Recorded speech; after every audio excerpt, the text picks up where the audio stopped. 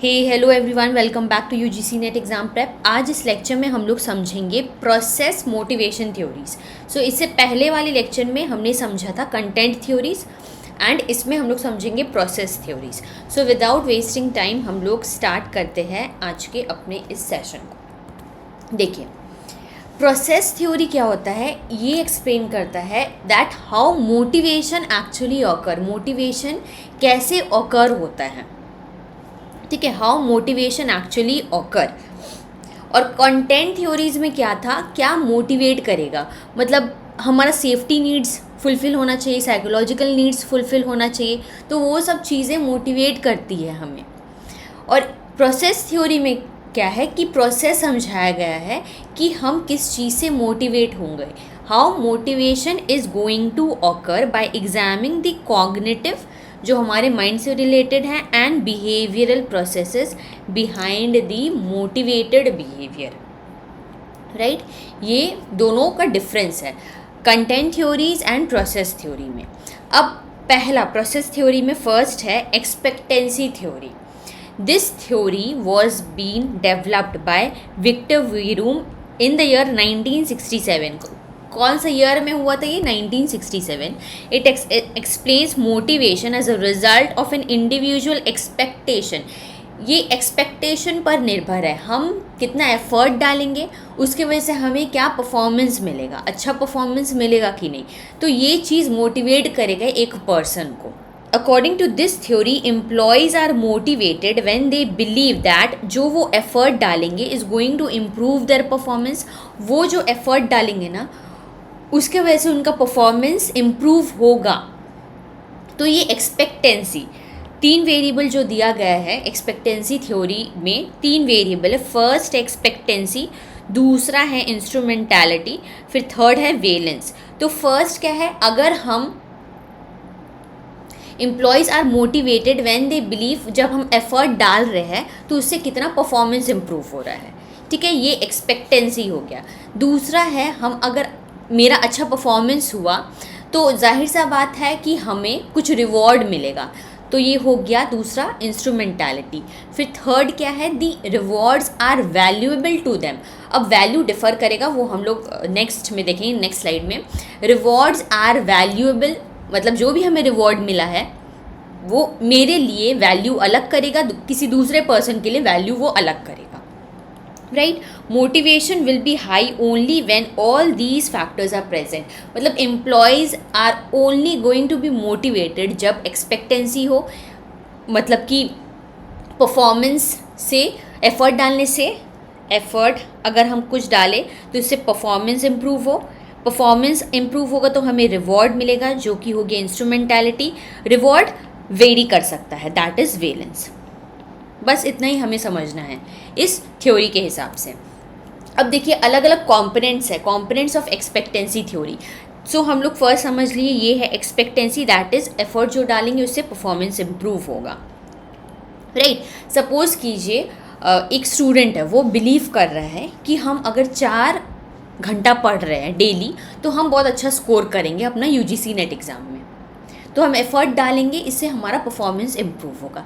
Second क्या है कि स्टूडेंट हो गया क्वालिफाई, जो हम एफर्ट डाले उससे परफॉर्मेंस हुआ है, अब जो परफॉर्मेंस है हमें रिवॉर्ड भी तो मिलेगा। रिवॉर्ड क्या है कि हमारा जेआरएफ और नेट क्लियर हो गया है और हमें जॉब लग गया है, दैट इज़ इंस्ट्रूमेंटैलिटी। अब वेलेंस क्या है कि वैल्यू, कुछ वैल्यू होना चाहिए, जो हमें रिवॉर्ड मिला है उस चीज़ का कुछ तो वैल्यू होना चाहिए। तो वैल्यू क्या है, वो स्टूडेंट को बहुत हाई वैल्यू मिल रहा है क्योंकि उसका टीचिंग करियर इम्प्रूव हो रहा है, वो प्रोफेसर बनेंगे आगे चल करके, फाइनेंशियल बेनिफिट्स, इनकम अच्छा होगा, तो this is a very attractive reward.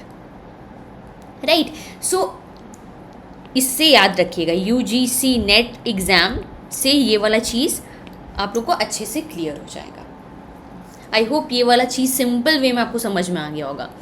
The value और attractiveness of the reward to the individual, वही इंडिविजुअल के लिए अलग अलग वैल्यू भी होगा, वेरियंस मतलब अलग अलग वैल्यू भी होगा कि किसी को हाइक इन सैलरी चाहिए, असिस्टेंट प्रोफेसर का बहुत अच्छा सैलरी होता है। देन किसी को रेप्यूटेशन चाहिए, अपने इन्वायरमेंट में रेप्यूटेशन चाहिए।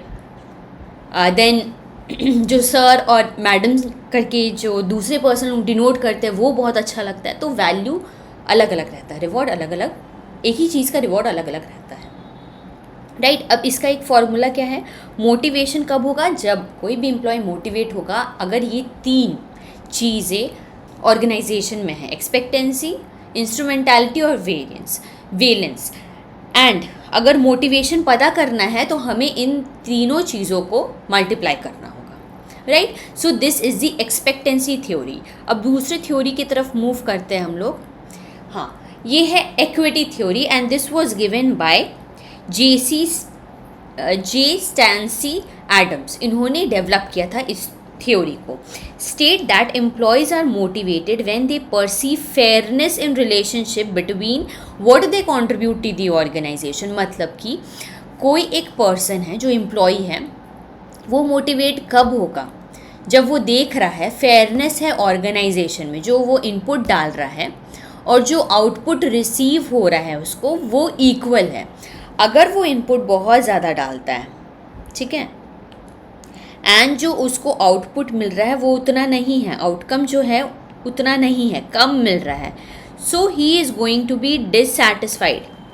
उसका सेटिस्फैक्शन लेवल तो होगा नहीं। हम जितना डालेंगे एफर्ट और दूसरा कोई पर्सन एफर्ट नहीं डाल रहा, उसका उतना आउटकम हो जा रहा, तो हमें तो बुरा लगेगा, ठीक है। According to this theory individual compare the input output ratio. Equity से यही याद रखना है कि इनपुट आउटपुट रेशियो को मेजर करता है, what with that of others. Input include effort, skill, experience, education and time, while outcomes include कितना हमें सैलरी मिल रहा है, प्रमोशन, रिकॉग्निशन, बेनिफिट्स हमें कितना मिल रहा है। When employees perceive that the ratio is equal to that of the others, अगर इक्वल है, हम जितना एफर्ट डाल रहे हैं दूसरा पर्सन भी उतना ही एफर्ट डाल रहा है एंड सेम उसको रिवॉर्ड मिल रहा है, इनपुट हम जितना डालें आउटकम उतना ही मिल रहा है, ठीक है, दूसरा पर्सन भी कर रहा है, आउटकम उतना ही मिल रहा है, तब वो पर्सन सेटिस्फाइड होगा, right. They feel satisfied and motivated. However if they perceive inequality या फिर unfairness, they are going to be dissatisfied. फिर वो उतना एफर्ट डालेंगे ही नहीं, अपना काम में क्यों हम एफर्ट डालेंगे, राइट। सो दिस और वो ये भी हो सकता है कि एफर्ट भी ना डाले, दूसरे ऑर्गेनाइजेशन में स्विच करने के बारे में सोचें। तो जितना इनपुट डाल रहे हैं हम, आउटपुट अगर हमें उतना मिल रहा है then we are going to be satisfied. अगर मुझे आउटपुट उतना नहीं मिल रहा है then we are going to be dissatisfied, we are going to leave that job and switch to the other jobs. So ये है इक्विटी थ्योरी एडम्स के हिसाब से। इसी से मोटिवेशन लेवल डिसाइड होता है एम्प्लॉयज़ का कि उसे कुछ किसी भी ऑर्गेनाइजेशन में स्टे करना है कि स्विच ओवर करना है। नेक्स्ट हमारा आता है Bandura's self efficacy theory. This theory states that an individual belief in their ability to successfully perform a task influences their motivation. अगर कोई पर्सन सक्सेसफुली अपना टास्क को अच्छे से परफॉर्म कर रहा है then they are motivated, effort जो डाल रहा है, परसिस्टेंस एंड परफॉर्मेंस। तो इसका मतलब क्या हुआ, जो people with high efficiency are more confident in handling challenges. मतलब ये समझ लीजिए कि सेल्फ कॉन्फिडेंस की तरह है। अगर हम कोई भी एग्ज़ाम में अच्छा परफॉर्म कर रहे हैं, अगर हम मॉक टेस्ट जैसे यूजीसी नेट का हम मॉक टेस्ट बहुत सारा लगाएंगे, उसके बाद जा कर के मेन एग्ज़ाम में अपीयर करेंगे, तो हमारा क्या होगा, सेल्फ कॉन्फिडेंस यहाँ हाई हो जाएगा कि मुझे पता रहेगा कि हम इतने टाइम पीरियड में इतना सेक्शंस को कंप्लीट कर सकते हैं। सो यही है, people with high efficiency, high confidence are more confident in handling the challenges को फेस करेंगे वो लोग, set the ambitious goals, work harder and remain persistent even when facing the difficulties. They are not going to quit. अगर वो कोई चीज़ सोच लिए कि उन्हें करना है तो वो चीज़ को छोड़ेंगे नहीं। In contrast individual with low efficiency, जिनका कॉन्फिडेंस कम है, they tend to avoid the challenging task, वो टालते जाते हैं, चैलेंजिंग टास्क उन्हें करने का मन नहीं रहता है and they even give up easily, right. So self efficacy develops through 4 main sources. So इनका क्या क्या मेन सोर्सेज हैं? फर्स्ट है मास्टरी एक्सपीरियंसेस, मतलब पास्ट में हो सकता है कि वो पर्सन फर्स्ट आते थे होंगे क्लास में, बहुत अच्छा स्कोर करते होंगे क्लास में, या फिर वही है कि मॉक टेस्ट पहले लगा लिया होगा जो यूजीसी नेट का स्टूडेंट है, तो उनका पास सक्सेस की वजह से वो टॉपिक में उनको मास्टरी हो गया है, वो एक्सपीरियंस उतना गेन कर लिए हैं, तो इससे सेल्फ एफिशिएंसी डेवलप हुआ इन द फर्स्ट केस। फिर दूसरा क्या है?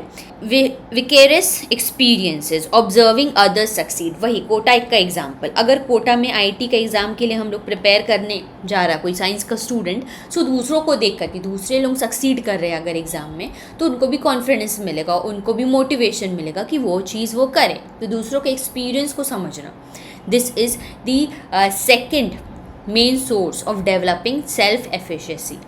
फिर थर्ड क्या है? Verbal persuasion, encouragement from the others, हमारे एल्डर्स, हमारे पीयर्स, हमारे कलीग्स, हमारे गाइड, हमारे बॉस, ये लोग जब इनकरेजमेंट हमें प्रोवाइड करते हैं दैट यू कैन डू और you can accomplish a certain task, so इससे भी एक पुश मिलता है, right? So encouragement for others, this is even a source. Last है साइकोलॉजिकल और emotional stage such as stress और कॉन्फिडेंस लेवल। अगर स्ट्रेस लेवल कम होगा और कॉन्फिडेंस लेवल हमारा ज़्यादा होगा, तब ये भी सोर्स बन जाएगा हमारा सेल्फ कॉन्फिडेंस बूस्ट करने का, सेल्फ एफिशिएंसी बूस्ट करने का, राइट? सो ये सब है Bandura self efficacy theory. I hope ये वाला चीज़ आपको समझ में आ गया होगा और इनका मेन सोर्सेज भी आपको समझ में आ गया होगा। So this was all about today's lecture. I hope you like the lecture. अगर आपको कोई भी डाउट हो, कोई भी क्वेश्चंस पूछना हो, you are free to comment that down, I would love to give a reply to that. अब फिर हम लोग मिलते हैं नेक्स्ट लेक्चर में। Till then keep studying, keep learning and take care. Bye bye.